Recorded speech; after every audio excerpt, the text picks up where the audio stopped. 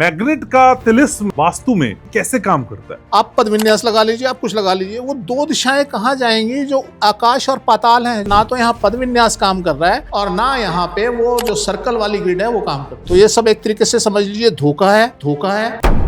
आप बिठा लीजिए जितने देवता बिठाने हैं, उसके बाद भी आप फेल हैं, उसके बाद भी आप फेल हैं। देवताओं के देवता भी बिठा लेंगे तो भी दिवाला निकलना।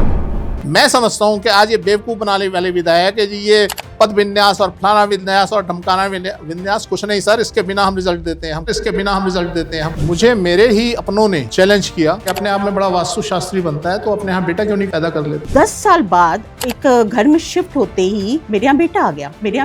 अगर किसी को विश्वास ही नहीं है तो उस पे वास्तु काम नहीं करेगा। वो ज्योतिषी ने घसी आ रहे हैं जिनको ज्योतिष का ए नहीं पता। जिस आदमी को कोई ज्योतिषी ना पढ़ पाता हो, हम पढ़ देंगे।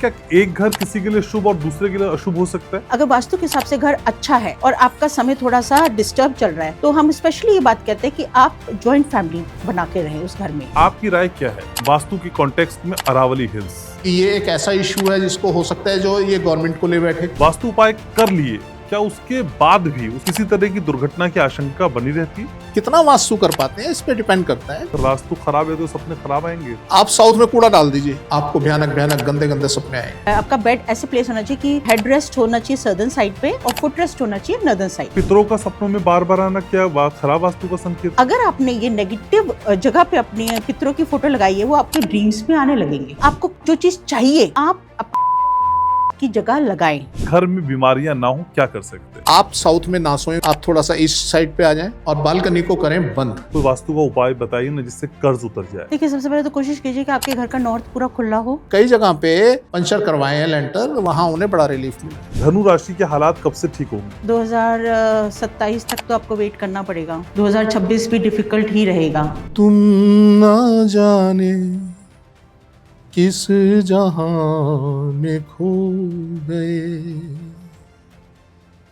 हम भरी दुनिया में तन्हा हो गए।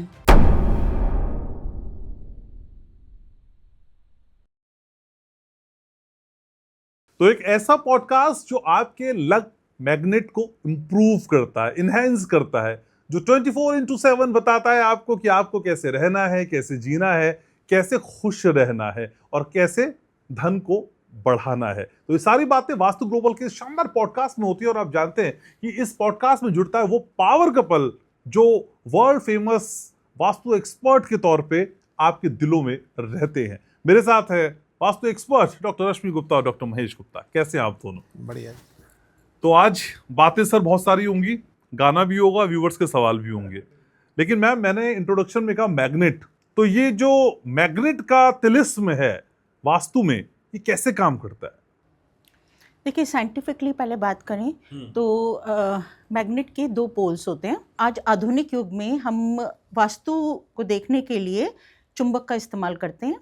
पहले हम ट्रू नॉर्थ को फॉलो करते थे, तो ट्रू नॉर्थ से हमें ये प्रॉब्लम आ जाती है क्योंकि जो सन की रेज हैं वो स्विंग करती रहती हैं, ऑसिलेट करती रहती हैं, तो उसको ईस्ट को देखने के लिए, क्योंकि ट्रू नॉर्थ को देखने के लिए हमें ईस्ट को फॉलो करना पड़ता है, तो उसे देखने के लिए केवल हमारे पास साल के 2 दिन होते हैं, 21 मार्च और 23 सितंबर। अब हमारे पास जब से मैग्नेट का या कहिए चुंबक का आविष्कार हुआ तब से हम कंपास यूज़ करते हैं। अब कंपास किसे फॉलो करता है? कंपास करता है पृथ्वी के अंदर एक चुंबक है, उसका एक छोर शुरू होता है नॉर्थ से, या ये कहिए ऊपर नॉर्थ, ट्रू नॉर्थ की तरफ से, और दूसरा जाता है साउथ में। अब ये जो है ये चुंबक हमारी अगर हम देखा जाए तो एक्चुअली में यहाँ पे चुंबक का साउथ पोल है और ये चुंबक का नॉर्थ पोल है। क्योंकि अगर हम अपना कंपास लगाते हैं, अभी आप देखिए मैं पहले आपको चुंबक दिखाती हूँ, चुंबक कैसे काम करती है। चुंबक का एक लॉ है, चुंबक का जो नॉर्थ होता है वो अगर हम इसकी तरफ नॉर्थ करेंगे तो ये रिपेल कर जाएगा, ठीक है, लेकिन अगर हम इसकी तरफ साउथ करेंगे तो ये अट्रैक्ट रहेगा। तो इसे कहते हैं opposites attract and same repel. अब यही लॉ हमारा चुंबक में चलता है। जब हम अगर अर्थ का हम चुंबक देखते हैं और कंपास देखते हैं, अब कंपास के अंदर एक रेड नीडल है, वो रेड नीडल ऑटोमेटिकली नॉर्थ को दिखा रही है, ठीक है। अब ये एक्चुअली में ये इंडिकेट कर रही है अर्थ का साउथ। अगर यहाँ हम इसको नॉर्थ कहते हैं ना कि लाल सुई नॉर्थ की तरफ दिखा रही है, तो लाल सुई नॉर्थ है, तो ये लाल सुई नॉर्थ अर्थ के साउथ की तरफ है। अब मैं आपको ये दिखाती हूँ कैसे। अब आप ये देखिए, अगर मैं यहाँ पे चुंबक लगाती हूँ तो मैग्नेट हमें क्या बता रहा है कि ये अर्थ का साउथ पोल है और ये अर्थ का नॉर्थ पोल है, ठीक है। अब जब मैंने इस पर कंपास लगाया तो एग्जैक्टली लाल वाली सुई किस तरफ गई? अर्थ के साउथ पोल की तरफ। इसका मतलब लाल सुई किधर दिखाती है? अर्थ के साउथ पोल को। इसका मतलब ये अर्थ का साउथ है, ठीक है। और अगर मैं इसको उल्टा कर देती हूँ और यहाँ अगर लगाती हूँ तो देखिए ये सुई फिर घूम गई। इसका मतलब ये उल्टा हो गया। इसका मतलब अगर हम इसको नॉर्थ पोल मानेंगे कि ये पृथ्वी का नॉर्थ पोल है, तो ये तो नॉर्थ यहाँ दिखा रहा है। तो ये थोड़ा सा आपको समझना चाहिए। आपको अगर कोई आके वास्तु ग्रिड वाला या ये जो चक्रा वाले हैं, अगर आपको बोलते हैं कि ये N1 है, N2 है, आपका उस तरफ ऊपर कर देते हैं, तो कृपया उनसे क्वेश्चन करें कि हमारे को साइंस ये बताती है कि अर्थ के अंदर जो चुंबक है, जो मैग्नेटिक बार है, उसका तो ये साउथ पोल है और ये नॉर्थ पोल है। आप कंपास लगा के और मैग्नेट लगा के देख लीजिए। तो प्लीज़ फॉलो साइंस और आप गलत वास्तु में ना पड़े। इसके बहुत दुष्प्रभाव आ रहे हैं लोगों पे। लोग हमें जब बुलाते हैं कि हमने वास्तुशास्त्री को बुलाया और अपने घर में ग्रिड लगा के वास्तु करवाया, तो आपने तो एक बहुत बड़ा फॉल्ट अपने घर में कर दिया ना। तो प्लीज़ फॉलो साइंस। ठीक है। पर इसमें एक चीज़ ये बड़ी मतलब समझने वाली बात है कि हम इसको नॉर्थ ही क्यों मानते हैं। ये हमारा होता है मैग्नेटिक नॉर्थ, इसे हम मैग्नेटिक नॉर्थ बोलते हैं। तो हम उस पर काम करते हैं।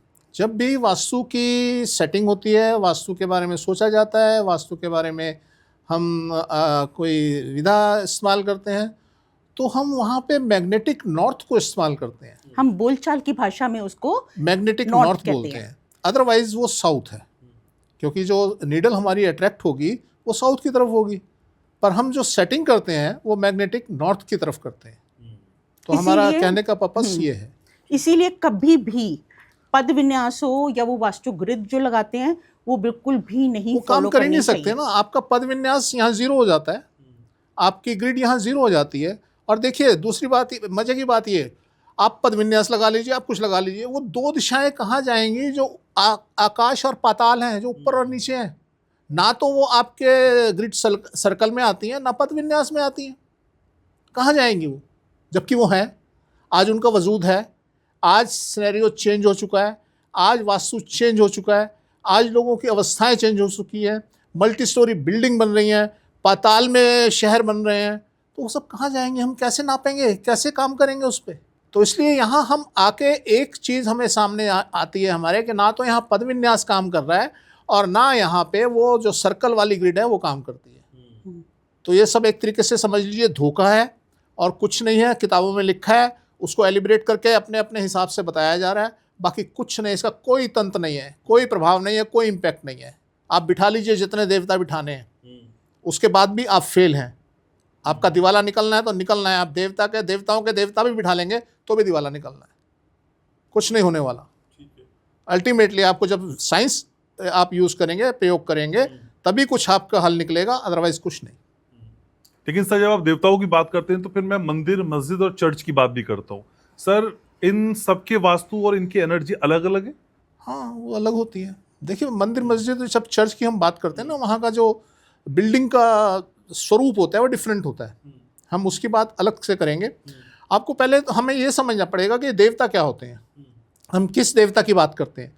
देवता वो होता है जो शास्त्रों में बताया गया, देवता वो होता है जो हमसे लेता कुछ नहीं, हमें देता है, सिर्फ देता है। तो सनातन धर्म के अंदर हर उस चीज़ को देवता माना गया है जो हमें देती है। सूर्य देवता, चंद्रमा देवता, वृक्ष देवता और पहाड़ देवता, ये सब हमें सब कुछ देते हैं ना। हवा देवता, अग्नि देवता, इनके आगे देवता लगा दिया गया। इसी तरीके से जब पद विन्यास किया गया उस वक्त पे, तो वहाँ पे भी देवताओं को बिठा दिया गया। ये देवताओं का कॉन्सेप्ट कहाँ से आया? ये पुराणों में आया। और ये इसलिए बनाया गया कि लोग पढ़े लिखे नहीं होते थे, उनको विज्ञान समझ नहीं आता।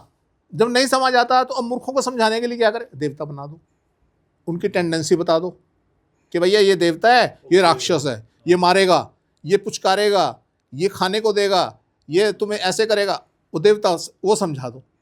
आज ये विज्ञान का दौर है। आज जरा से बच्चा पैदा होता है उसको हमसे ज़्यादा ज्ञान है कि साइंस क्या होती है। हमारे घर में हमारे बच्चे हमसे आर्ग्यू करते हैं कि पापा ऐसे कैसे, विज्ञान तो ये कहता है और आप ये कहते हैं।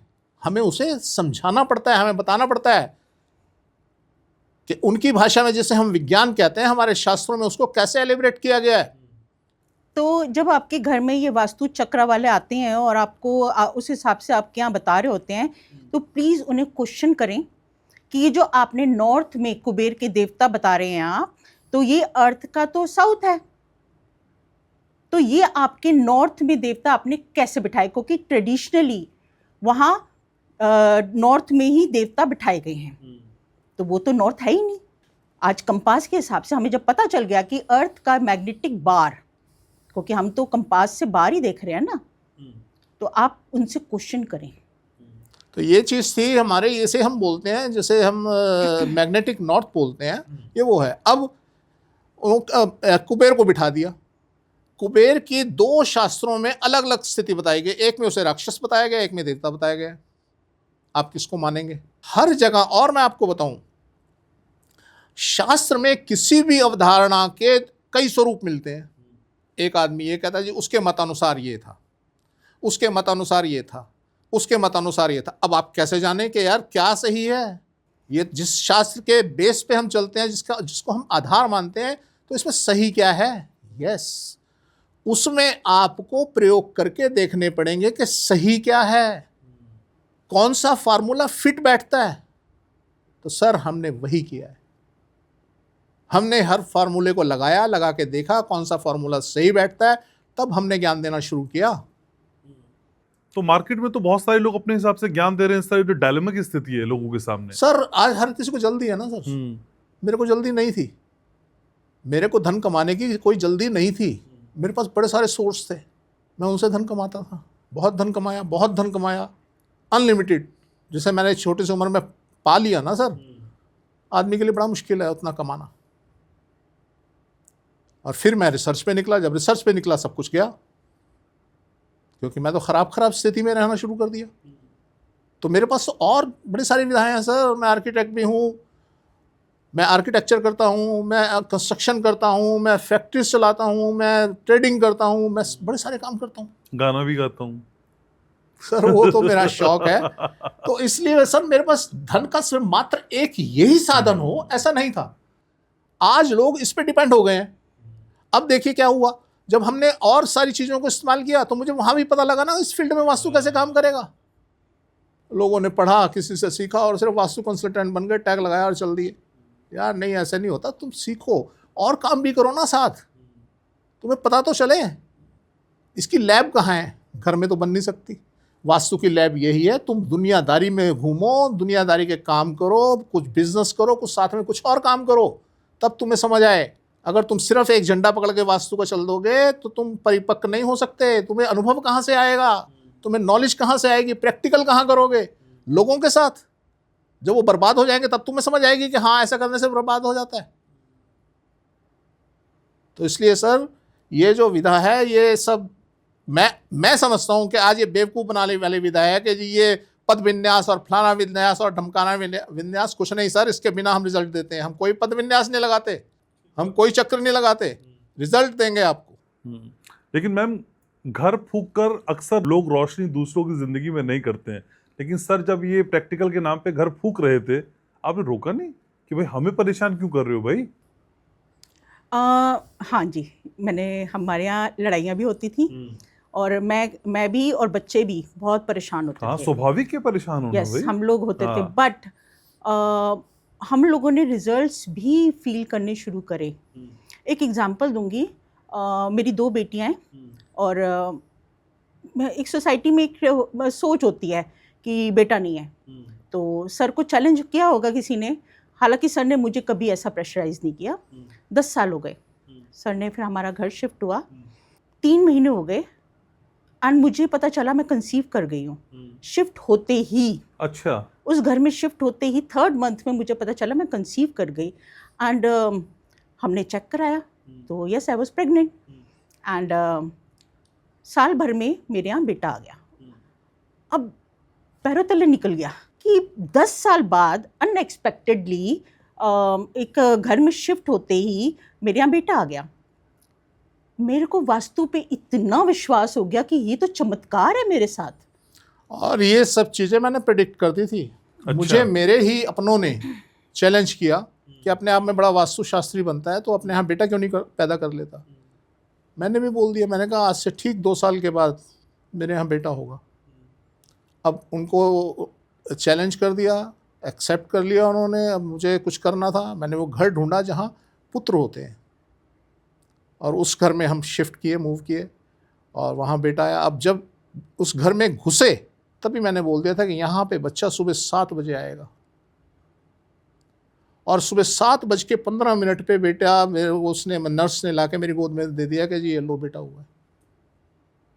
तो सर ये इतनी सटीक विधा है जिसका बेड़ा गर्क किया हुआ है इन्होंने। कहीं ये देवताओं को बिठा रहे हैं, कहीं ये ग्रिड बना रहे हैं, कुछ नहीं, सब बहकार, खुद भी भटक रहे हैं, लोगों को भी भटका रहे हैं। नहीं, ये तो खुद नहीं भटकते ना सर, बाद में बोल देते हैं भटक रहे हैं सर। मैंने झूठ बोला था, मैंने सच बोला था। देखिए मेरे को एक ज्ञान है, मेरे को एक ज्ञान है, मैं लोगों को गलत बता रहा हूँ तो मैं महापाप कर रहा हूँ।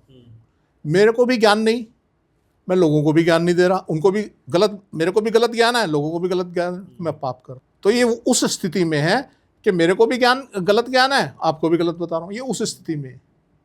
तो आपने क्वेश्चन किया कि आप गलत घर में रह रहे थे, आपको प्रॉब्लम नहीं आई। तो वेरी फ्रैंकली हमने वास्तु एक्सपीरियंस किया है, हमने वास्तु जिया है और उन घरों में जाके जो जो एक्सपीरियंसेस हुए हैं तो आज हमारी पूरी फैमिली को रट गया है कि हम इस दिशा में ये काम करेंगे तो हमारे साथ ये होगा। एक और एग्जांपल देती हूँ। हम अचानक कहीं जा रहे थे तो सर ने ना एक वो जो रेड लाइट पे छोटे टॉयज़ बेचते हैं, एक एरोप्लेन था, वो ला के रख दिया। ये बात होगी मेरी बेटी शायद 11th में थी उस समय, मैं ला के उस समय रख दिया। अब जब वो कॉलेज क्रॉस कर लिया उसने तो वी हैड अ डिस्कशन, पूरी फैमिली बैठ गई। तो कहती है पापा मेरा ना एक ड्रीम है कि मैं विदेश जाके आगे पढ़ाई करना चाहती हूँ। तो कहती है यस बेटा तू जा। आई मीन एक ऑर्थोडॉक्स बाप जिसने कभी बच्चों को कभी घर से बाहर नहीं निकलने दिया। वो एरोप्लेन ने देखिए, क्योंकि इन्होंने उस जगह पे रखवाया था, उस एरोप्लेन ने धीरे धीरे, वो टाइम ज़रूर लगा, बट उस एरोप्लेन ने ये काम किया कि मेरी बेटी को स्कॉलरशिप पे विदेश जाने का मौका मिला और आज वो सक्सेसफुल हैं, वहाँ काम अपना आगे प्रोफेशन को परस्यू कर रही हैं। तो ये जो हमने वास्तु जिया है, आज सबको ये रट गया कि ये करने से हमारे ड्रीम्स 100% फुलफिल होंगे ही होंगे। और भी बहुत कुछ वहाँ करवाया था, दैट इज़ डिफरेंट। मतलब ऐसे ऐसे छोटे छोटे टिप्स हमने यूज़ करके वास्तु को जिया है। तो कहाँ रखना है मैम वो एरोप्लेन? हमने एग्जैक्ट नॉर्थ ईस्ट में रखा था और वहाँ पे सर ने एक चिट भी लगवा दी थी कि मैं इनकी तरह उड़ान, मेरे बच्चे इनकी तरह उड़ान भरें और लंबी उड़ान भरें। और आज सभी काफ़ी एरोप्लेन में ट्रैवल करते रहते हैं। सो ये वास्तु काम करता है। देखिए आपकी क्या होता है, हमारी जो इच्छाएं होती हैं ना, उनको पंख कैसे लगें, उनको पंख लगाने के लिए हमें कुछ करना पड़ता है, हमें बीज बोना पड़ता है, तभी कुछ होता है। ऐसे नहीं, मेरे पास बड़े सारे लोग आते हैं जी हमारा फ्री में कर दो, हमारा फ्री में कर दो, हम पैसे बाद में दे देंगे, ये कर देंगे वो कर देंगे। भैया बीज तो बोना पड़ेगा, बिना बीज के वृक्ष कैसे बनेगा। तो इसलिए अब ये मतलब एक ये सच्चाई है, कड़वी कहें या अच्छी कहें, कि अब कुछ पाने के लिए हमें बीज तो बोना पड़ेगा, मिट्टी में मिलाना पड़ेगा। आप ये समझ लें, आज किसान क्या करता है, सबसे ज़्यादा देखिए किसान की हिम्मत देखिए, बीज लाएगा, मिट्टी में मिलाएगा, उन्हें बो देगा और पता चला बारिश नहीं हुई या कोई और वजह हो गई और सारा बीज भी खत्म हो गया। तो आपको प्रयास तो करना पड़ेगा, परिश्रम तो करना पड़ेगा, बिना प्रयास के कुछ नहीं होगा। तो आपको बीज तो बोना ही पड़ेगा। तो यस, हमने बीज बोए, हमें फल मिले। ठीक है, लेकिन मैम क्या वास्तु के उपाय तभी काम करते हैं जब आप उन पे विश्वास करते? अगर किसी को विश्वास ही नहीं है तो उस पे वास्तु काम नहीं करेगा? देखिए vastu is energy of earth, इसने तो काम करना ही करना है। आपको अगर अपनी ज़िंदगी में सक्सेसफुल होना है तो आप इसे यूज़ करेंगे, फाइन। मे बी आज को कि भ्रमित करने वाले लोग इतने आ गए हैं कि लोग बहुत सारा करवा करवा के थक गए हैं। लेकिन अगर आप यूज़ करें चाहे ना करें, अगर आपका वास्तु अच्छा है तो वो काम करेगा ही करेगा। आपने एक एग्जांपल देती हूँ, बहुत सालों पहले की बात है, कौन बनेगा करोड़पति में एक शख्स थे, उन्होंने 5 करोड़ रुपए जीते थे। उन्होंने उस समय घर चेंज किया था अपना, मुझे याद है। ठीक है। उन्होंने जैसे ही वो घर चेंज किया, वो केबीसी में आए, उन्होंने 5 करोड़ जीते। अब जब उन्होंने इतना पैसा जीत लिया तो उन्होंने नया घर लिया, और उस नए घर में आते ही वो फिर वहीं की वहीं आ गए। He lost all the money. ये वास्तु है। वो उनको नहीं नॉलेज होगी शायद, पर जाने अनजाने उन्होंने वास्तु यूज़ किया, क्योंकि हमने सर्वे किया तो उन्होंने जो घर शिफ्ट हुए थे उस समय तो आप बहुत सर बढ़िया था। अगर अनजाने में भी कहीं अच्छे घर में अच्छे वास्तु में जाके बैठ जाते हैं, लोगों को नहीं पता होता, वो उनके साथ होता है। वो अच्छे घर में जाके बैठ जाते हैं, वो कहीं के कहीं पहुंच जाते हैं। तो वास्तु ने अपना काम करना है, आप उसके समझें या ना समझें, उसने तो अपना काम करना है। हाँ, तो सर ऐसा ही क्या अक्षय खन्ना के साथ भी हुआ? क्योंकि अभी उनकी फिल्म आई, बहुत शानदार फिल्म, और जबरदस्त कमबैक किया। इतने सालों से शिथिल था उनका पूरा करियर, क्या इस कमबैक की वजह अक्षय खन्ना की वास्तु हो सकता है? नहीं, वास्तु तो देखिए अपना रोल पूरा करता ही है, पर अक्षय खन्ना का गोल्डन पीरियड चल रहा है। हाँ जी।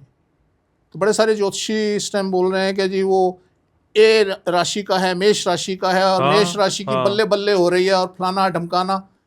सर वो ज्योतिषी ने घसे आ रहे हैं, जिनको ज्योतिष का ए नहीं पता। अक्षय खन्ना की राशि कन्या है, और कन्या राशि का गोल्डन पीरियड चल रहा है, और ये चलेगा 2027 या 2027 मार्च तक समझ लीजिए। आप 2027 के बाद देख लेना, उसकी फिल्में जो बनेंगी 2027-28 में फ्लॉप होंगी। तो मुझे तो समझ नहीं आती ये एस्ट्रोलॉजर अपने आप को कहते कैसे कह लेते हैं कि मैं एस्ट्रोलॉजर हूं। ए इनिशियल देखा, अमिताभ बच्चन का भी ए इनिशियल देखा और उसकी प्रेडिक्शन कर दीजिए तो मरेगा। वो 2 साल से हो रही है सर लगातार। करते रहे ना, उसका भी गोल्डन पीरियड चल रहा है, अमिताभ बच्चन का भी, अक्षय खन्ना का भी गोल्डन पीरियड चल रहा है। तो इन लोगों को ABCD पता नहीं होती, अपने आप को एस्ट्रोलॉजर बोल देते हैं, हम एस्ट्रोलॉजर हैं जी। अरे शर्म आनी चाहिए यार, तुम्हें एस्ट्रोलॉजर, किस बात के एस्ट्रोलॉजर हो तुम? कि इसकी सुनी उसकी सुनी, यूट्यूब से थोड़े बहुत लोगों की सुन के और बोल दिया। हद है यार।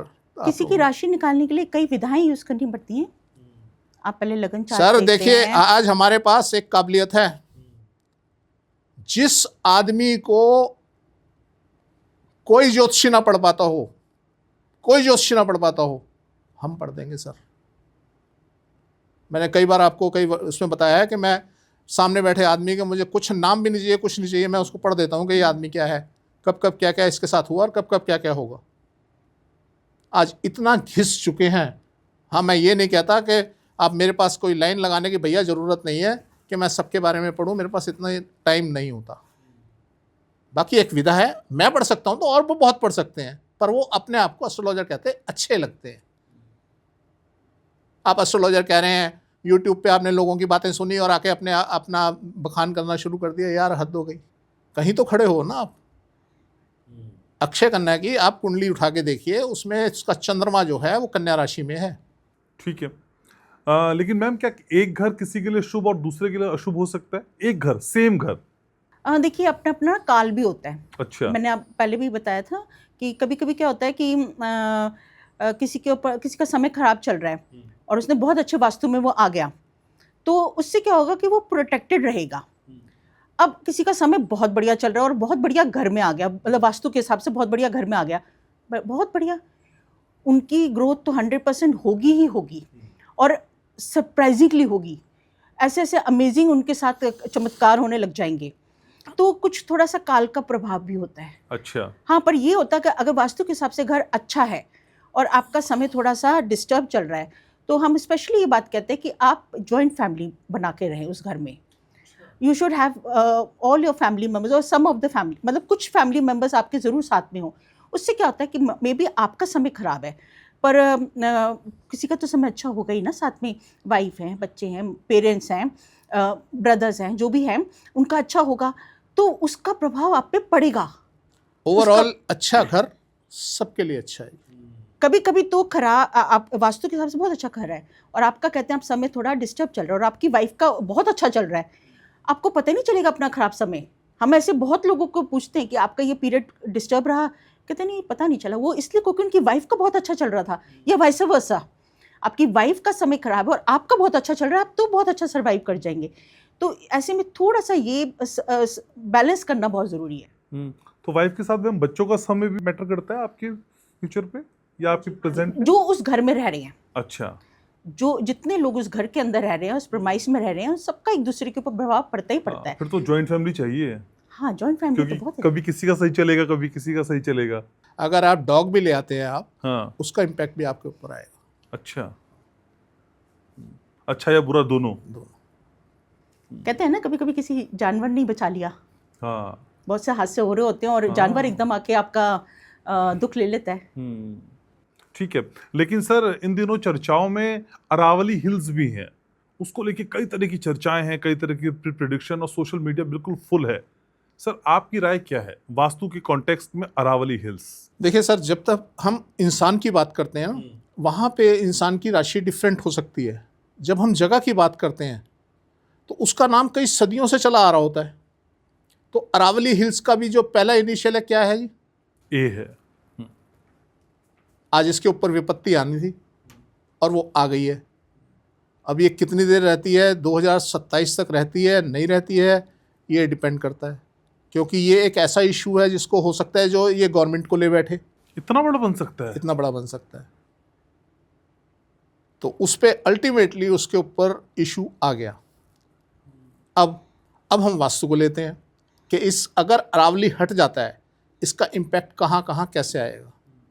अगर अरावली हट जाता है, ये दिल्ली के साउथ वेस्ट में है, दिल्ली से साउथ वेस्ट में है, और मैं समझता हूँ अगर ये दिल्ली से अलवर तक शायद ये वहाँ से शुरू होता है, ये तो वहाँ से शुरू होता है, वहाँ उससे बीच में जितने एरिया है वो एरिया डैमेज होना शुरू हो जाएगा। इसका असर दिल्ली के ऊपर भी आज की डेट में पॉजिटिव है, और उस वहाँ तक अरावली तक जितना एरिया है उसके ऊपर भी इसका असर पॉजिटिव है। तो अगर ये हटता है किसी वजह से, तो दिल्ली के ऊपर भी इसका नेगेटिव इम्पैक्ट आएगा। आज दिल्ली इतनी ज़्यादा ग्रोथ जो कर रही है, कहीं ना कहीं क्योंकि उसके साउथ वेस्ट में ये हिल्स आ जाते हैं, so they are very good for us. तो इसने साउथ वेस्ट को भारी किया हुआ है, भारी किया हुआ। आप एक चीज़ देखिए, अंग्रेज आए, अंग्रेजों ने आके दिल्ली बसाई, वो उन्होंने यमुना के सदर्न पार्ट में क्यों बसाई जी? यमुना के ईस्टर्न पार्ट में क्यों नहीं गए, नॉर्दर्न पार्ट में क्यों नहीं गए? आज हमारे पास दो पोर्शन है, एक दिल्ली और एक दिल्ली का यमुना पार का एरिया। उन्होंने वहाँ क्यों नहीं बसाई, यहीं क्यों बसाई? यहाँ इसकी डिमांड थी इस भूमि की कि मेरे ऊपर निर्माण हो, और ऐसा ज़बरदस्त निर्माण के पूछिए मत। यहाँ लाल किला बना, यहाँ और इतनी बड़ी दीवारें बनी, राजधानी है सर, राजधानी बनी। क्यों? इसके नॉर्थ में यमुना नदी थी। अच्छा, और यही यमुना नदी यमुना पार के लोगों के लिए साउथ में आ जाती है। अब आप देखिए उधर जो यमुना पार के लोग हैं वो कैसी ज़िंदगी जी रहे हैं, कीड़े मकोड़ों की ज़िंदगी जी रहे हैं सर। अगर आप बिल्कुल नहर के साथ साथ चलेंगे, अब तो पुश्ता उश्ता बन गया है, तो आप देखिए ज़रा कैसे मकान जर्जर हालत में बने हुए हैं, और सारे क्रिमिनल वहाँ। अभी एक वो दिखा रहे थे कोई खजूरी का वो, कि वहाँ पे एक रोड बनी है, वो रोड ऐसी बना दी है, ये गलती कहें या कुछ कहें है वहीं, कि उसमें दो पोर्शन किए हैं, उसका पता ही नहीं चल रहा कौन किधर जा रहा है, कोई इधर से इधर जा रहा है, कोई इधर से इधर जा रहा है। तो वहाँ एक्सीडेंट होने की पूरी संभावनाएं बनी हुई हैं। हमारी गलती भी वहीं होती है जहाँ का वास्तु खराब होता है। तो इसलिए सर ये बड़ा मैटर करता है कि आपके नॉर्थ में क्या है, आपके साउथ में क्या है। आज दिल्ली के साउथ वेस्ट में अरावली हिल्स हैं, और अगर कल को ये अरावली हिल्स हट जाती हैं तो डेफिनेटली दिल्ली को नुकसान झेलना पड़ेगा, और दिल्ली से लेके वहाँ अरावली तक का जितना एरिया है सबको। अब जयपुर राजस्थान, उसके ये नॉर्थ में आ जाती हैं। जयपुर के भी अरावली हिल जो है थोड़ा सा जयपुर से भी नॉर्थ में है, तो वहाँ का पोजीशन इस टाइम रेगिस्तान बना हुआ है, उनको फ़ायदा पहुँचेगा, उनको लाभ मिल जाएगा। ठीक है, क्योंकि वहाँ प्लेन आ जाएगा, प्लेन हो जाएगा। तो कोई भी चीज ऐसे ही नहीं है, हर चीज के मायने हैं। तो सर कई बार हम कहते हैं कि वास्तु उपाय करिए, वास्तु उपाय कर लिए, क्या उसके बाद भी, उसके बावजूद भी किसी तरह की दुर्घटना की आशंका बनी रहती है? हाँ सर, दुर्घटनाएं तो कभी भी हो सकती हैं। सबसे पहले तो आप ये समझिए, आपने वास्तु ठीक कर लिया, मान लीजिए आपके साथ कोई दुर्घटना हो गई, दुर्घटना बड़ी होनी थी, छोटी में टल गई। अच्छा। एक तो ये बात। दूसरी बात ये, क्या पूरा वास्तु कर पाए? आपको बताया कुछ गया, क्या पूरा वास्तु कर पाए? अगर नहीं कर पाए तो दुर्घटना एक कारण हो सकती है। और मैंने जैसा आपको बताया कि अगर सराउंडिंग्स में आप क्योर नहीं कर पाते तो सर ये तो बहुत बड़ी समस्या है ना। फिर तो दुर्घटनाएं, आप सोच ही नहीं सकते कि दुर्घटनाएं कैसी होंगी, नहीं होंगी, वो एक कारण बन सकता है। तो इसलिए आप कितना वास्तु कर पाते हैं इस पे डिपेंड करता है कि वो दुर्घटनाएं हो रही हैं या नहीं हो रही। और अगर आपने, फिर दूसरी चीज़ ये, आपका काल, चलिए मैं कह रहा हूँ सारा वास्तु आपने ठीक कर लिया, सब कुछ कर लिया, आपका समय खराब आया, समय खराब आया, आपकी रणनीति, आप टू व्हीलर पे चल रहे हैं जिसके ऊपर के आप समझ लीजिए अगर मक्खी ने आके आपकी आंख में जरा सा टक्कर मार दी, आप गिर गए। Very true. और नुकसान हो गया। तो जब आप तलवार की धार पे चलेंगे, सर्कस करेंगे, तो आप कैसे ये बात मान सकते हैं कि जी दुर्घटना नहीं होगी? होगी, अच्छे वास्तु में भी होगी, हाँ बचाव होगा। तो इसलिए दुर्घटनाओं के होने के बड़े सारे रीज़न होते हैं। हम ये नहीं कह सकते कि जी इसका कारण वास्तु ही था या इसका कारण कुछ और था। वास्तु हो सकता है, अगर आपने कंप्लीट वास्तु नहीं किया तो डेफिनेटली आपको उसमें चांसेस रह जाते हैं। और समय खराब है तो डेफिनेटली वो भी काम करेगा। मैम, तो वास्तु हमारे जीवन के हर एंगल पे असर डाल रहा है, क्या वास्तु का हमारे सपनों पर भी असर पड़ता है? अगर वास्तु खराब है तो सपने खराब आएंगे? हाँ, इसका बहुत ज़्यादा प्रभाव होता है। अगर आपने स्पेशली अगर आपने अपना बेड गलत इसकी प्लेसमेंट की हुई है, जैसे हम बताते हैं कि आपका बेड ऐसे प्लेस होना चाहिए कि हेड रेस्ट होना चाहिए सदर्न साइड पे और फुट रेस्ट होना चाहिए नॉर्दर्न साइड पे। ठीक है। आप ये पोजीशन जब मेंटेन करते हैं तो आपको अच्छी नींद आएगी, आप जब उठेंगे आप फ्रेश होंगे, एनर्जेटिक होंगे। लेकिन अगर आपने ये रिवर्स कर दिया तो आपको सपने क्या होता है, आपकी नींद डिस्टर्ब हो रही है। आप अचानक हल्का सा झटका लेते हैं और फिर से जब दोबारा सोते हैं तो आपकी नींद डिस्टर्ब हुई और आप उस समय एक तीसरी अवस्था जो कही जाती है ना, आप उसमें सबकॉन्शियस माइंड जो होता है आपका डिस्टर्ब करना शुरू करता है, आपको सपने आने शुरू हो जाते हैं। कभी कभी तो अगर आपकी रॉन्ग पोजीशन ऑफ स्लीपिंग है, जैसे आपने नॉर्थ की तरफ अपना सर कर रखा है और साउथ की तरफ पैर कर रखे हैं, कभी कभी तो आपको सपने भी काफ़ी डरावने शुरू हो जाते हैं आने। और आपको ऐसा महसूस होने लगता है कि जैसे कोई आपको सपने में रेगुलर दिख रहा है, आपको कॉन्टिन्यूटी से आने शुरू हो जाते हैं। आप कहते हैं ना, मुझे ये भी कल भी दिखाई दिया था, परसों भी दिखाई दिया था, कॉन्टिन्यूटी से आने शुरू हो जाते हैं। और आप अल्टीमेटली इसका क्या प्रभाव होता है, आपकी हेल्थ ख़राब होनी है और आपकी नींद डिस्टर्ब होनी है और आपका मेंटल स्टेटस भी डिस्टर्ब होना है। तो ये सपनों के रीज़न बन जाते हैं। लेकिन पितरों का सपनों में बार बार आना क्या खराब वास्तु का संकेत है मैम? इसमें कहीं ना कहीं आपने अपने घर में वास्तु खराब कर रखा है। अच्छा। अगर आपने अपने पितरों की फ़ोटो या तो आपने साउथ में लगा दी या आपने साउथ वेस्ट में लगा दी, तो ये दिशाएं ऐसी होती हैं जो नेगेटिविटी को इनवाइट करती हैं। हम कहते हैं ना, हमारे घर में अगर हम देव आत्मा बुला रहे हैं तो हमें नहीं पता ना, प्रेत आत्मा भी बन के आ सकती है। Every positive has negative also. हर सिक्के के दो पहलू हैं, दो डबल एनर्जी तो काम करती है, एक पॉजिटिव एक नेगेटिव है। तो अगर आपने ये नेगेटिव जगह पे अपने पितरों की फ़ोटो लगाई है, वो आपके ड्रीम्स में आने लगेंगे, क्योंकि आपने गलत वास्तु क्रिएट कर रखा है और वास्तु तो पूरा डिस्टर्ब करते करता है। सर आप कुछ ऐड ऑन कर रहे थे? मैं ये कह रहा था, जैसे हमारे कंप्यूटर के अंदर ना एक सिस्टम होता था पहले, अब तो मेरे को नहीं मिला काफ़ी टाइम से, वो ऑटोमेटिकली होता है कि सारी फाइल जो हैं वो सेटल करने का एक सिस्टम होता था। हम उस पर लगा दिया करते थे और वो थोड़ी देर चलता रहता था और सारी फाइलें सेटल हो जाती थी। तो 3 बार नज़र आती थी हमें, एक सेटल हुई हुई, एक नहीं सेटल। सेम जो हमारे ये सपनों की दुनिया है ना, आप यूँ समझ लें कि हमारी जो हम फाइलें जो दिन में हम भर लेते हैं ना दिमाग में, वो फाइलें रात को सेटल हो रही हैं। अच्छा, रिफ्रेश हो रहा है माइंड। रिफ्रेश हो रहा है। और जिस आदमी को सपने नहीं आते उसे पागल मान लिया जाता है। ये आने लाजमी है, जरूर आने चाहिए। अब हम बात करेंगे अच्छे सपनों की और ख़राब सपनों की। जब हम ख़राब सपनों की बात करते हैं तो वहाँ वास्तु डिस्टर्ब होता है। वास्तु डिस्टर्ब में क्या होगा, जैसा कि मैडम ने बताया कि आपने अगर साउथ में अपने मरे हुए लोगों की फ़ोटो लगा दी, वो आपके सपने में बार बार आते रहेंगे और आप फिर उसको धीरे धीरे आप उसके बारे में सोचने लगेंगे और फिर दोबारा से आएंगे और आपसे कुछ मांगेंगे, कुछ करेंगे। तो आपके इसका मतलब है कि आपके साउथ में कहीं प्रॉब्लम है, वहाँ पे या तो उनकी कोई सामान रखा हुआ है या उनकी कोई फ़ोटो पड़ी है या कुछ है, कुछ भी। और आप साउथ में कूड़ा डाल दीजिए, छोड़िए सबको चीज़ों को, आपको भयानक भयानक गंदे गंदे सपने आएंगे। अदरवाइज़ हर शख्स को सपने रात में आते ही हैं, वो दिन भर की फाइलें सेटल होती हैं। आप जो दिन में सोचेंगे रात में सपने में आ जाएगा। मैं सारी रात सपने में वास्तु करता रहता हूँ। आप मुझे बताइए, चलिए आपके सपने में क्या सपने आते हैं आपको? सर मेरे पास तो यही सपना आता है, मैं अपना बुलेटिन हमेशा मिस कर रहा हूँ और मैं स्टूडियो की तरफ भागता रहता हूँ। और सर आज तक जीवन में कभी मैं आपको बता रहा हूँ, कभी ऐसा नहीं हुआ कि मेरा बुलेटिन मुझसे मिस हुआ हो या मैं इवन लेट भी हुआ हूँ। लेकिन सपने मुझे मैम यही आते हैं, सर यही सपने आते हैं कि मेरा बुलेटिन मुझसे छूट गया। कॉन्शियस हो इस काम के लिए तभी ये आते हैं। अब सुनिए, मेरे को एक बचपन से एक सपना आता है कि मैं ऐसे ज़मीन पे खड़ा हूँ और मैंने ऐसे पैर मारा, ऐसे हाथ किया और मैं हवा में उड़ गया। और मैं बड़ा इंजॉय करता हूँ, सारी रात हवा में उड़ता रहता हूँ। तो ये सपना जो है मेरे बचपन से चला आ रहा है और आज तक कंटिन्यू है।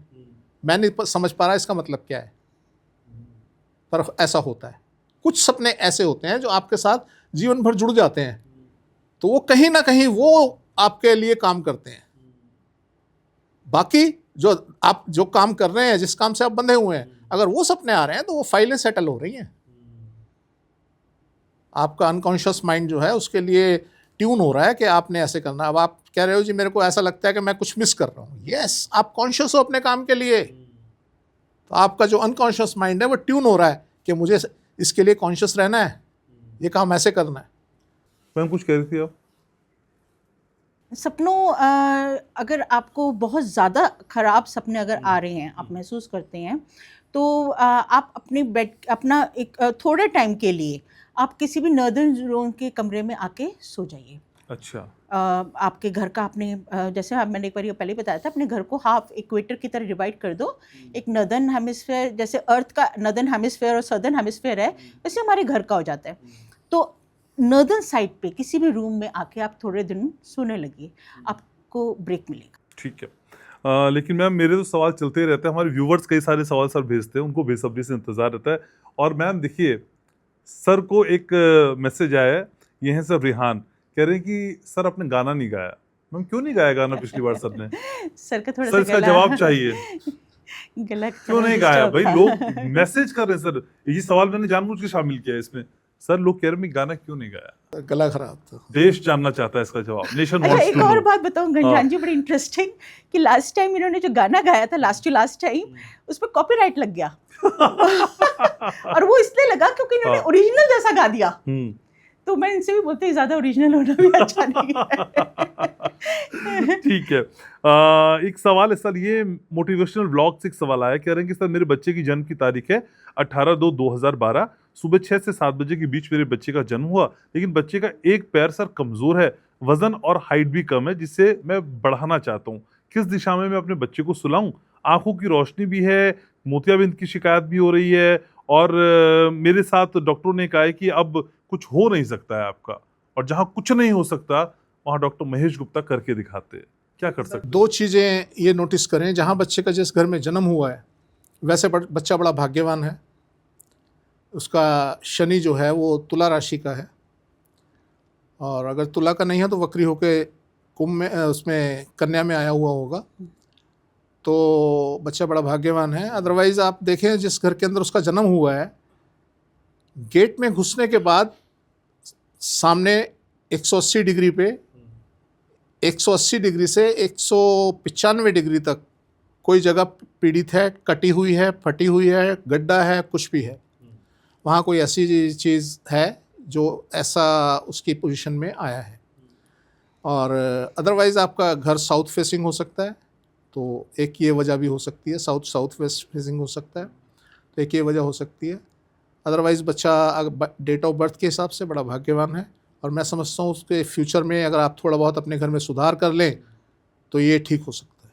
चिंता की बात नहीं। चिंता की बात। मैम प्रीति मिश्रा है, इन्होंने एक सवाल पूछा है या फिर एक कंफ्यूजन को दूर करने की बात। ये कह रही है कि मैम और सर को मेरा प्रणाम। 29 अगस्त 2025 के पॉडकास्ट में मैम ने कहा था कि मनचाहा घर चाहिए तो उसकी फोटो NE यानी कि नॉर्थ ईस्ट में लगाए, लेकिन 21 नवंबर 2025 के पॉडकास्ट में फोटो साउथ में लगाने के लिए कहा। कृपया थोड़ा स्पष्ट कर दे, शायद मुझसे कुछ समझने में भूल हुई है। सबसे पहले तो इनको बहुत थैंक्स करूंगी कि इन्होंने मेरा पॉडकास्ट इतने ध्यान से सुना, माइन्यूटली डेट के साथ, एंड आई रियली अप्रिशिएट, और उसको फॉलो करने के लिए भी आगे फॉलो करने का भी सोचा है। तो हाँ, मैं इसको करेक्टिफाई करूंगी। आप देखिए, अभी हमने आपको हमेशा ये साइंस समझाई है कि जो नॉर्दर्न साइड होता है या कहिए नॉर्थ से नॉर्थ ईस्ट की जो जोन होती है वो बहुत एनर्जेटिक होती है। साइंटिफिकली भी कहा जाता है कि इस तरफ से जो एनर्जी आती है वो मैक्सिमम आती है। तो आपको जो चीज़ आपके पास नहीं है, you have a soft side to it.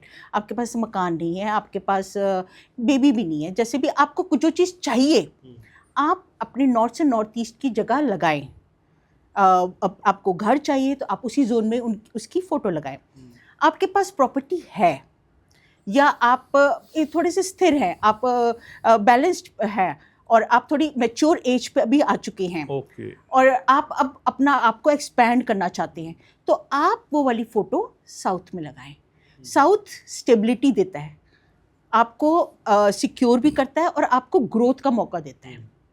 तो ये जोन्स हमने ऐसे बैलेंस करनी होती हैं। इसे हम कभी कभी करेक्शन में भी लेकर आ जाते हैं कि आपके पास जो चीज़ बिल्कुल नहीं है और आपको वो चाहिए, भी आपको लोन लेना पड़ रहा है, भी आपको पेरेंटल प्रॉपर्टी पैसा आ रहा है, वहाँ से आपको इन्वेस्ट करना है, तब आपको ये नॉर्थ ईस्ट में घर की फ़ोटो लगानी चाहिए। ठीक है।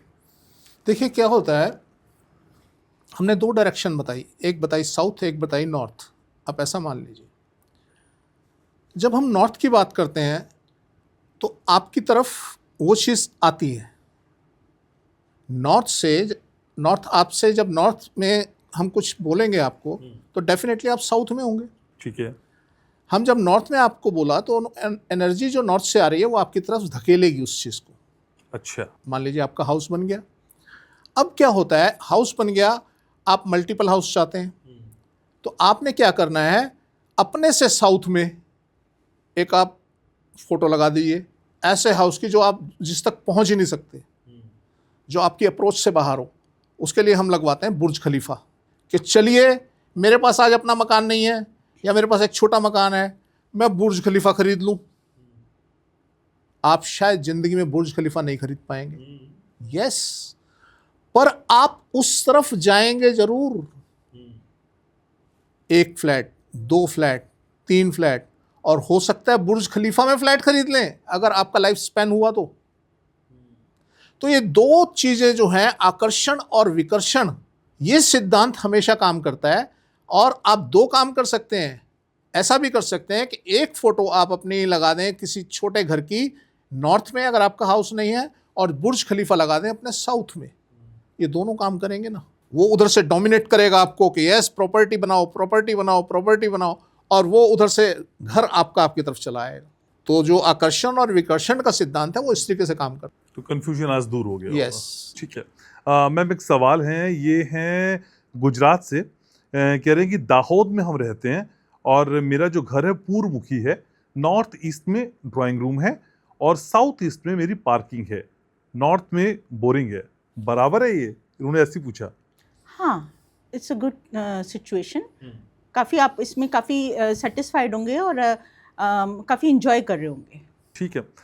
सर ये सुरेंद्र हैं, ये कह रहे हैं कि आपको प्रणाम, मेरा नाम सुरेंद्र है, नॉर्थ फेस का मेरा घर है और नॉर्थ में ही गेट है, 11 फीट का एक गेट है और वेस्ट में 3 फीट का एक गेट और है, मतलब यही गेट 11 फीट का है और वेस्ट में 3 फीट का है। नॉर्थ और वेस्ट में रोड है, घर के साउथ में 2 फीट की गैलरी है, नॉर्थ में 30 फीट खाली है और प्लॉट साउथ ईस्ट की तरफ और साउथ वेस्ट की तरफ बढ़ा हुआ है। साउथ वेस्ट कॉर्नर में ओवरहेड वाटर टैंक है। घर में बीमारियां ना हो, क्या कर सकते हैं? बंद कर दो जी उसको, एटलीस्ट वाटर टैंक तो बंद करो। जो बढ़ा हुआ है उसको चलो अभी कंसिडर नहीं करते, आप एक स्टार्ट लीजिए, एक चीज़ को बंद कीजिए, उसके इफ़ेक्ट बताइए कि उसके इफ़ेक्ट आए या नहीं आए, नहीं आए तो फिर अगली पोजीशन देखते हैं। ये कहीं ना कहीं गोमुखी घर बता रहे हैं, और अगर साउथ वेस्ट एक्सटेंडेड है तो इनके यहाँ बहुत ज़्यादा चांसेस हैं कि मेल ऑफ द फैमिली ज़रूर पैरों की तकलीफ से, मतलब इतना तक तकलीफ हो जाती है कि व्हील चेयर पर आ जाते हैं। तो ऐसे होने के चांसेस हो सकते हैं। तो कृपा करके थोड़ा सा इसका नक्शा आप ज़रूर अगर कर सकते हो तो एक नक्शा ड्रॉ करके शेयर करें ताकि हम आपको हेल्प कर सकें। ठीक है। मैम, ये रोमा है, ये भोपाल से हमारे साथ जुड़ रही हैं, कह रही हैं कि मेरा उत्तर खुला है, दक्षिण मुखी का मेरा द्वार है, पूर्व भी खुला है, किराए में हम रहते हैं, हम लोग बहुत परेशान हैं, किराया भी देना पड़ता है और दूसरी आर्थिक तंगी भी है, मेरी उम्र 30 साल है, क्या करें? इसमें थोड़ा सा इनको अपना सराउंडिंग भी हमें बताना पड़ेगा, क्योंकि जो ये पोजीशन बता रही हैं वो इतना ज़्यादा ख़राब तो नहीं है, पर इसका मतलब इनके यहाँ सराउंडिंग में कहीं पे प्रॉब्लम है और इंटरनल सेटिंग में भी प्रॉब्लम हो सकती है। खाली वास्तु ही नहीं, ये हमने बताया ना, चारों फैक्टर्स बहुत ज़्यादा इंपॉर्टेंट रोल प्ले करते हैं।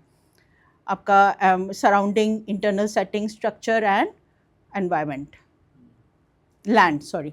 तो ये चारों चीज़ें थोड़ा इस पर आप इलेबरेट करें तो ज़्यादा बेटर है। ठीक है। सर, जया तिवारी एक हमारी व्यूअर है, इन्होंने पहले भी एक सवाल किया था और आपने कुछ इनके बारे में बताया था, तो कह रही हैं कि मैं बेंगलोर से हूं और धन्यवाद, आपने जो कुछ बताया मेरे घर के लिए वो बिल्कुल सही निकला है। एक सवाल और फिर भेज रही हैं, कह रही हैं सर, मेरे घर में नॉर्थ ईस्ट में मुख्य दरवाजा है जो पूर्व की दीवार पर है, लेकिन दक्षिण में बालकनी है, पति डिप्रेशन में है, क्या करें? बालकनी बंद कर दो जी, क्योंकि आपने बताया कि नॉर्थ ईस्ट में अगर देखिए बालकनी का सीधा सा संपर्क हो गया कि वो ऊपर है, अपर फ्लोर है, बालकनी ग्राउंड पे तो बनती नहीं। सही बात है। अब अपर फ्लोर है तो इसका मतलब कि वो जो इनका नॉर्थ ईस्ट में डोर है वहाँ पे या तो लिफ्ट लॉबी है या जीना है, कुछ भी है, वो अल्टीमेटली क्लोज है। तो जैसे मैंने आपको बताया कि नॉर्थ फेसिंग और नॉर्थ ईस्ट फेसिंग ठीक नहीं होते फ्लैट, तो इनकी वही पोजीशन है। साउथ में बालकनी का मतलब कि साउथ ओपन है, तो इसलिए ये बड़ी पेनफुल स्थिति है। तो अपने हस्बैंड को एक तो साउथ में सुलाएं और दूसरा आप साउथ में ना सोएं उनके साथ, आप थोड़ा सा ईस्ट साइड पे आ जाएं और बालकनी को करें बंद, 3 फीट बंद कर दें ईंट से और उसके ऊपर अपना ओपन रखें और अगर हो सके तो ग्लास की कोई ग्लेजिंग वगैरह लगा दें। ठीक है। मैम, एक आईडी है स्टडी टाइम जेंटलमैन, ये कह रहे हैं कि घर में एक ही आदमी है जो कमाता है, सैलरी बहुत सीमित है, कर्ज बहुत बढ़ता जा रहा है, कोई वास्तु का उपाय बताइए ना जिससे कर्ज उतर जाए। देखिए, सबसे पहले तो कोशिश कीजिए कि आपके घर का नॉर्थ पूरा खुला हो, और कर्ज का मतलब होता है कि आपने कहीं से लोन लिया हुआ है और कुछ डॉक्यूमेंट्स होंगे उनके, तो वो डॉक्यूमेंट्स आप अपने घर के नॉर्थ ईस्ट में वहाँ प्लेस कर दीजिए, तो काफ़ी रिलीफ मिलने के चांसेस हैं। मल्लिका अर्जुन है, ये कह रहे हैं कि मैं ब्रह्म स्थान सर से समझना चाहता हूँ, ये ब्रह्म स्थान क्या है, बहुत सुना है इसके बारे में। सर देखिए, ये आज की डेट में जो ब्रह्म स्थान है इसको भ्रम स्थान बना दिया गया है। तो ये अल्टीमेटली ब्रह्म स्थान का मतलब तो सिंपल सा एक ही होता है, और जैसा पुराने शास्त्रों में और सब जगह लिखा गया है कि ये ओपन होना चाहिए। और पहले आप अगर नोटिस करेंगे तो पुराने जो स्ट्रक्चर बने हुए हैं वो ऐसे ही बने हुए हैं, बीच में खाली होता था और साइडों पे कमरे या घर हुआ करते थे। तो ये ब्रह्म स्थान वो जहाँ से ब्रह्म नजर आए, लोगों ने इसे ब्रह्म स्थान बना दिया है, पता नहीं क्या क्या इसके बारे में बोलते हैं। तो ये उस फ्लैट में या उस घर में तो होता ही नहीं जहाँ पे ये सेंटर आपका बंद है। और हमने कई जगह पे पंचर करवाए हैं लेंटर, वहाँ उन्हें बड़ा रिलीफ मिला है। अच्छा, हाँ, ठीक है। मैम, वास्तु के साथ आप राशियों को भी कुछ कुछ लोगों को इनपुट देती हैं तो सवाल आने लगे हैं। मैम, धर्मेंद्र हैं, पूछना चाहते हैं धनु राशि के हालात कब से ठीक होंगे? सर, अभी तो 2027 तक तो आपको वेट करना पड़ेगा, 2026 भी डिफ़िकल्ट ही रहेगा। अच्छा। अब देखिए ना, धर्मेंद्र जी बहुत अच्छे इंसान थे, श्रद्धांजलि है। अब वो थे धनु राशि के, तो टफनेस तो फेस करनी पड़ेगी ना, तो बेस्ट है अपने आप को प्रोटेक्ट रखें। ये तो 2027 से पहले तो रिलीफ नहीं मिलेगा। ढैया चल रही है इस वजह से? ढैया चल रही है, बहुत स्ट्रॉन्ग ढैया है। अच्छा, ठीक है। सर, एक सवाल है, ये हैं अश्विन, कह रहे हैं मेरी उम्र 63 साल है। उड़ीसा से मैं आपको मैसेज कर रहा हूँ। मेरे घर से उत्तर की बाउंड्री जिसमें राख की ईंटें लगी हैं, इतना माइन्यूट उन्होंने बताया, 30 फीट की दूरी पर है। वहाँ 30 फीट खाली है, पूर्व में 50 फीट खाली है, पश्चिम 40 फीट खाली है, दक्षिण 40 फीट खाली है। पुराना घर है। क्या ये ठीक है? अभी शनि की महादशा चल रही है, मेरी मेष राशि है, अभी बहुत तनाव है और मेरी जो प्रगति है, जो मेरा विकास है, वो बहुत धीमा है। क्या करूं? क्या नाम बताया सर इन्होंने अपना नाम अश्विन बताया है। देखिए जी, घर तो आपका ठीक है। उसमें क्या होता है, स्ट्रक्चर में आपका घर चारों तरफ से ओपन है, चारों तरफ खुला एरिया है, सेंटर में बना हुआ है लगभग, तो ये अच्छा हाउस है। पर इसके अंदर जो स्ट्रक्चर है वो डिफरेंट टाइप से बनता है। तो अगर आपने साउथ में भी ओपनिंग दे रखी है, कुछ और घर और जगह दे रखी है, वो आपके लिए डिफ़िकल्ट हो सकती है। बाकी आप 2027 तक तो ज़रा थोड़ा सा अपने आप को प्रोटेक्टिव रखिए, क्योंकि काफ़ी स्ट्रेसफुल टाइम है। तो आप किसी उधेड़-बुन में ना पड़ें, तो आप अपने आप को बचाव मोड में डाल दें तो ज़्यादा बेहतर रहेगा। संजीत का सवाल है और संजीत शिकायत कर रहे हैं कि आपने इस बार भी मेरा सवाल शामिल नहीं किया। संजीत, आपका सवाल अगर हम तक पहुंचेगा तो जरूर हम शामिल करेंगे। पता नहीं सर शामिल क्यों नहीं करते हैं। सर करता धरता आप हैं। ठीक है सर, संजीत का एक सवाल है, मैं आप ही से पूछ लेता हूँ। सर ये कह रहे हैं कि शिकायत तो उन्होंने कर दी, मैंने सॉल्व भी कर दी, शामिल कर लिया है। कह रहे हैं मेरा घर साउथ फेसिंग है और जो बेडरूम है मेरे घर के सारे वो नॉर्थ में है, एक ईस्ट में है और एक साउथ ईस्ट में है। और सर कह रहे हैं कि घर का सेप्टिक टैंक साउथ वेस्ट में है, जिसका ऊपर सीढ़ियां हैं, किचन वेस्ट में है और टॉयलेट भी वेस्ट में है। सर इस घर में 24 साल हो गए, हम बहुत परेशान हैं। परेशान क्या सर, बर्बाद हुए पड़े हो। एक तो परेशानी होती है, एक बर्बादी होती है। सर आप एक काम करें, आप खुद ड्राइंग रूम में सोना शुरू करें, ड्राइंग रूम के सदर्न पार्ट में सोएं और अपना सर साउथ में और पैर नॉर्थ में रखें। कुछ दिन पहले वहाँ सोएं और जब थोड़ी सी हिम्मत आ जाए तब आप उठें और अपना सेप्टिक टैंक बंद करके इसे नॉर्थ वेस्ट में लेके जाएं किसी तरीके से। और आप अपने नॉर्थ में एक पिट ज़रूर बनाएं, वहाँ पे एक टंकी प्लास्टिक की उठा के गाड़ दें और उसको आप ऊपर से बंद कर दें। ठीक है।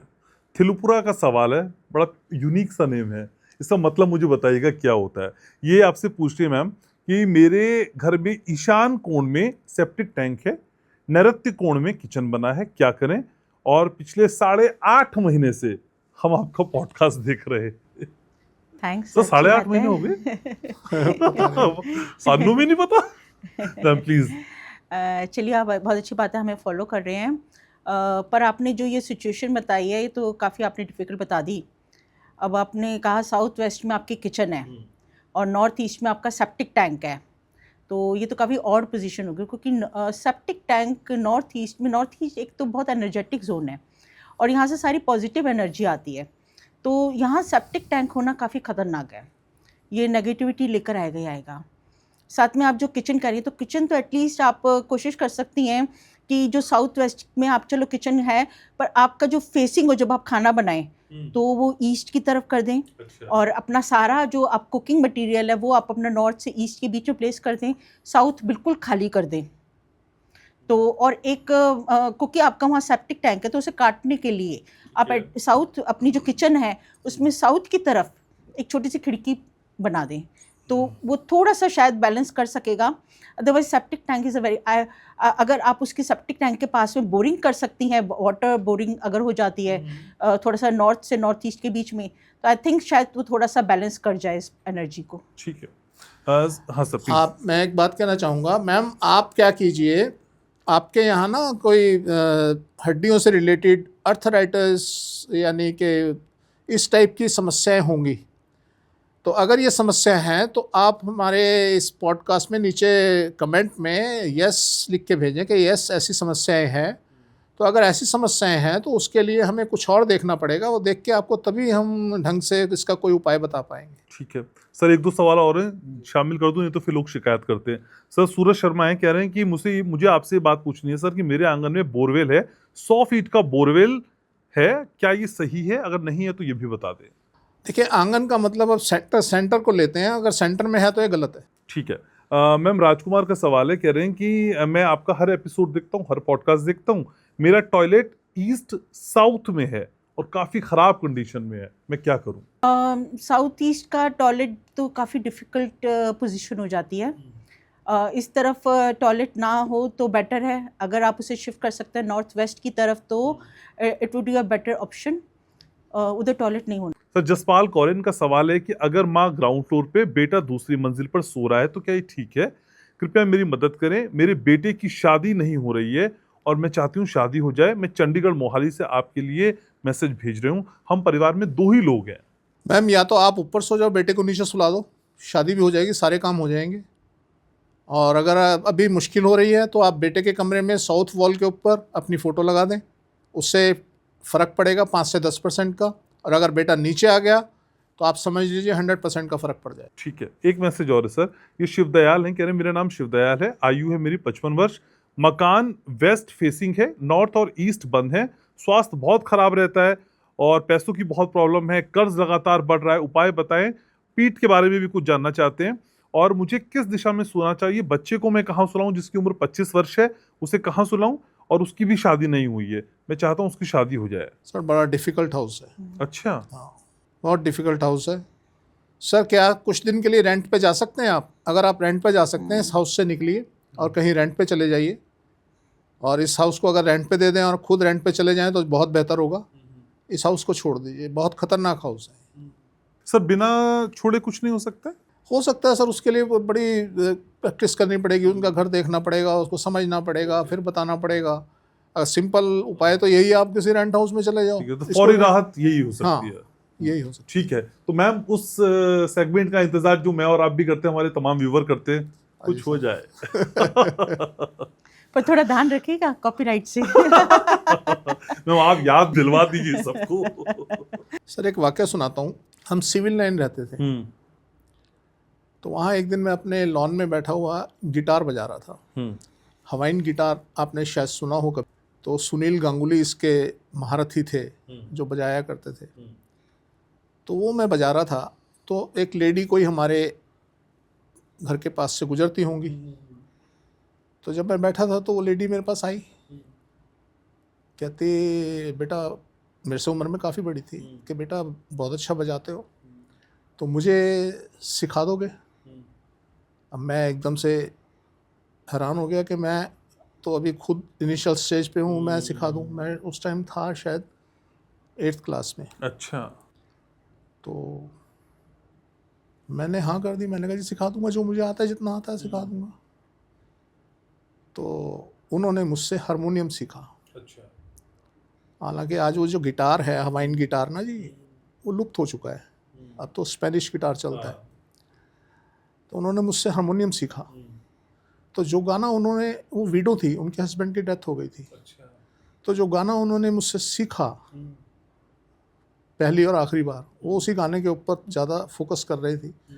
तो वो गाना मैं आज आपको सुनाता हूँ। प्लीज।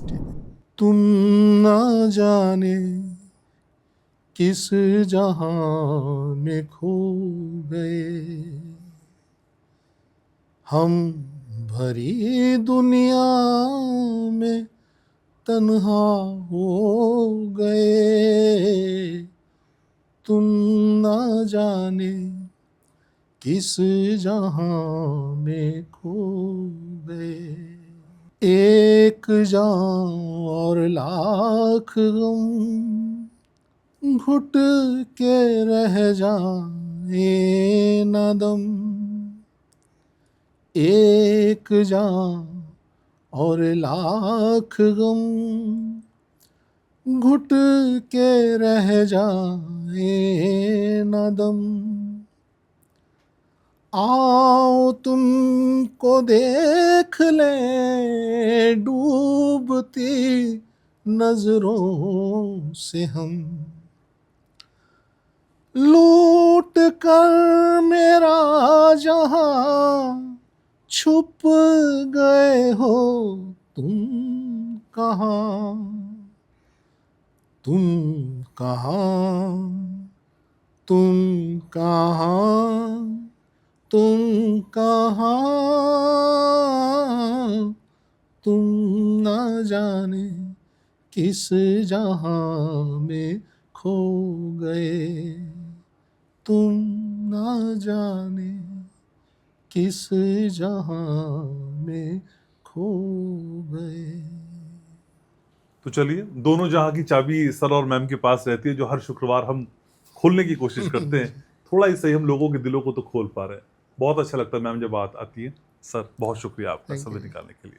तो आज के इस पॉडकास्ट को यहीं समेटना है, और मुझको पूरा विश्वास है हमेशा से कि आप हमेशा हमारे साथ हैं। लगातार आप प्रगति करते रहें, खुश रहें, मस्त रहें। शेयर और सब्सक्राइब तो आप करते ही हैं, और याद भी रखते रहें। मैं आपसे बहुत प्यार करता हूँ। अपना ख्याल रखिएगा।